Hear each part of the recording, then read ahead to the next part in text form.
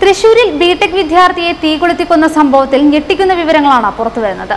കടുത്ത TikTok അനുയായികളായിരുന്നു നീതുവും നിതീഷും. ടിക്ടോക്കിൽ vampire couples എന്ന പേരിലായിരുന്നു ഇവരുടെ ഐഡി. ഭയാനകമായ രീതിയിൽ അനുകരണങ്ങളും മറ്റും നടത്തുകയായിരുന്നു ഇവരുടെ വിനോദം. ഭയാനകമായ രീതിയിൽ ജീവിക്കുന്ന ദമ്പതികളെയാണ് വാമ്പയർ കപ്പിൾസ് എന്ന് വിളിക്കുക.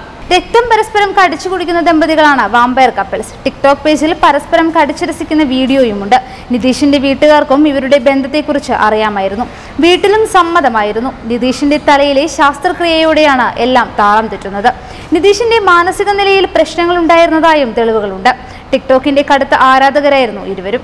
ഈ ടിക്ടോക്ക് കളിയാണോ നീതുവിനെ ചുട്ടരിക്കുന്നതിലേക്ക് കാര്യങ്ങൾ എത്തിയതെന്ന് പോലീസ് സംശയിക്കുന്നു. യാത്രകളിലുള്ള താല്പര്യമാണ് നിതീഷിനെയും നീതുവിനെയും സൗഹൃദത്തിലാക്കിയത്. ഇത് പിന്നീട് പ്രണയത്തിലേക്ക് വഴിമാറി.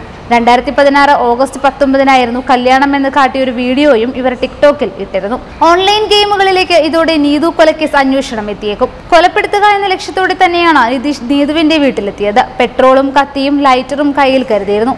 നീതു എഴുന്നേറ്റ് അടുക്കളവാതിൽ തുറക്കുമ്പോൾ തന്നെ വീടിനകത്തു കയറി കൊലപ്പെടുത്തുക എന്ന ഉദ്ദേശമാണ് ഉണ്ടായിരുന്നത്.